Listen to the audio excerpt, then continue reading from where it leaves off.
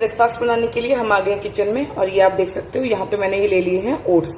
तो यहाँ पे मैं ले रही हूँ रोल्ड ओट्स और यही रोल्ड ओट्स आपको लेने हैं। अगर आपको स्टील के ओट्स मिल जाते हैं तो उनका इस्तेमाल आप कर सकते हो। तो इसको हमें कितना लेना है, हमें लेने हैं इसके 6 स्पून। 1 2 3 4 5 और लास्ट 6। ठीक है, 6 स्पून हमने ये रोल्ड ओट्स अपने मिक्सर में डाल लिए हैं। अब मैं इसको पीस लूंगी और इसका एक फाइन पाउडर बना दूंगी। तो फ्रेंड्स ये देखिए ओट्स का पाउडर बनके बिल्कुल तैयार है। इसी तरीके से इसका फाइन पाउडर बनाना है और ये पाउडर हमें एक बाउल में निकाल लेना है। फ्रेंड्स जो ओट्स होता है ना, डाइटरी फाइबर्स का बहुत अच्छा सोर्स है। तो अगर अपने डाइट को आप फाइबर से भरपूर बनाना चाहते हो तो ओट्स का इस्तेमाल आपको जरूर करना चाहिए। बहुत ईजी रेसिपी है, बहुत जल्दी बन जाती है। ये हमने ले लिया। अब यहाँ पे जो दूसरी चीज हमें अपने मिक्सर जार में डालनी है, दैट इज स्प्राउट्स। ये मूंग की दाल के स्प्राउट्स हैं और ये 2 दिन के स्प्राउट्स हैं। अभी गर्मी काफी है तो स्प्राउट्स एकदम बड़े बड़े हो जाते हैं। तो इस तरीके से 6 चम्मच आपने ओट्स लिए थे तो 6 ही चम्मच आपको ये स्प्राउट्स लेने हैं। यानी कहने का मतलब है कि आपके स्प्राउट्स और आपके ओट्स की जो क्वांटिटी होगी वो बिल्कुल बराबर होगी। ठीक है, इनको भी मैं भी थोड़ा सा पानी डाल के पीस लूंगी। तो इनको भी मैं पीस के लेके आती हूँ, फिर मैं आपसे मिलती हूँ। तो फ्रेंड्स आप देख सकते हो, ये देखिए इसको भी हमने बिल्कुल बारीक इस तरीके से पीस लिया। फ्रेंड्स जो मूंग की दाल होती है ना, ये फाइबर और प्रोटीन दोनों का ही बहुत अच्छा सोर्स है। तो इसको भी अपनी डाइट में आपको जरूर रखना है किसी न किसी फॉर्म में। और ये जो मैं आपको रेसिपी बता रही हूँ ना, ये आप अपने ब्रेकफास्ट के साथ साथ अपने डिनर में भी ले सकते हैं। अब इन दोनों चीजों को हम मिक्स कर देंगे। पूरा ये जो बैटर है इसमें निकाल देंगे मूंग की दाल का। अब यहाँ से हम इसमें सब्जियां और मसाले यूज करेंगे। आपके पास जो भी सब्जियां हैं वो आप इसमें डाल सकते हो। यहाँ पे मैं भी इसमें नमक डाल रही हूँ। नमक आप अपने टेस्ट के हिसाब से डालना, बहुत ज्यादा नमक मत डालना, हल्के नमक के साथ ही आपको अच्छा लगेगा। थोड़ी सी यहाँ पे हल्दी और थोड़ी सी यहाँ पे मैंने इसमें ये हल्की सी लाल मिर्च डाली है। आप हरी मिर्च का इस्तेमाल भी कर सकते हो। और अगर आप सब्जियां खाना पसंद करते हो या आपके पास जो भी सब्जियां घर में अवेलेबल है वो सब्जियां आपको डालनी है और इनको इस तरीके से दोनों चीजों को मिला लेना है। ये अब ये काफी गाढ़ा पेस्ट हो रहा है तो इसमें हम थोड़ा थोड़ा करके पानी ऐड करेंगे।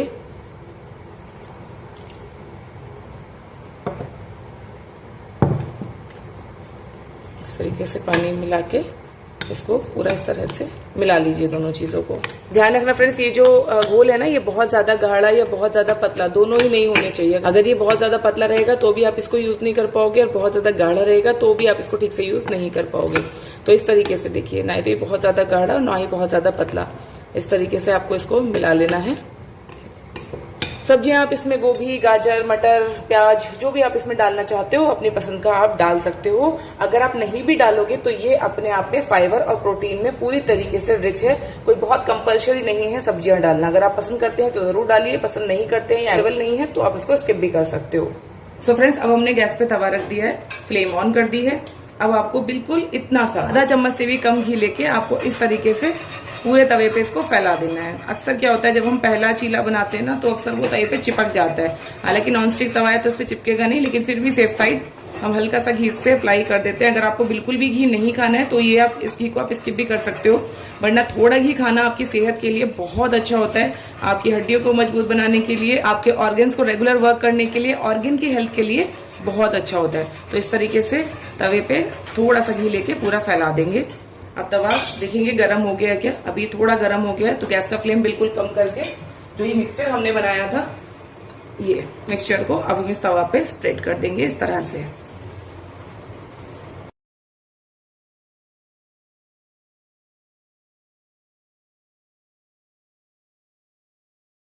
सो फ्रेंड्स इस तरीके से इसको पूरे को पैन में इस तरह से फैला देंगे।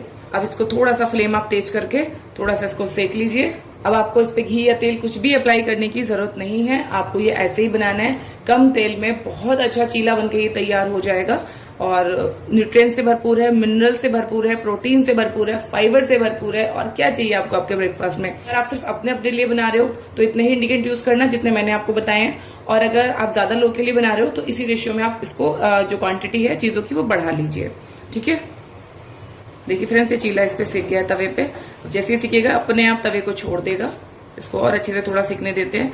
ये आपको पता है कब तक सेकना चाहिए चीला, आपको तब तक सेकना चाहिए जब तक दूसरी तरफ से, यानी जो ऊपर की साइड है वहां पे बिल्कुल भी कच्चापन दिखाई ना दे। जब पूरा इधर से ये लगे आपको सेक गया है तभी आपको इसको पलटना चाहिए। अगर आप ऊपर से कच्चा उसको पलटने की कोशिश करेंगे फिर ये टूट जाएगा। तो ये छोटी छोटी चीजों का आप ध्यान रखो। तो आपका चीला कभी भी पलटते लटते नहीं टूटेगा। तो इस तरीके से तो पलट के दूसरी साइड से सेक लेंगे। तो फ्रेंड्स आप देख सकते हो जितना हमने सामान लिया था उससे हमारी 2 चीलास बनके तैयार है। साथ में हमने ली है 1 कप दही। दही बहुत अच्छा प्रोबायोटिक का सोर्स है, आपकी गट हेल्थ को इम्प्रूव करता है। और अगर आप इतना ब्रेकफास्ट खाते हो तो आपको फाइबर, प्रोटीन, जरूरी मिनरल सब कुछ आपको बहुत अच्छी मात्रा में मिल जाएगा। इससे ज्यादा क्वांटिटी में भी आपको नहीं खाना है और इससे कम भी नहीं खाना है। कम खाना खाने से आपका मेटाबॉलिज्म क्रैक हो जाता है और आपका वेट लॉस होना बंद हो जाता है। तो ये हो गया हमारा आज का ब्रेकफास्ट।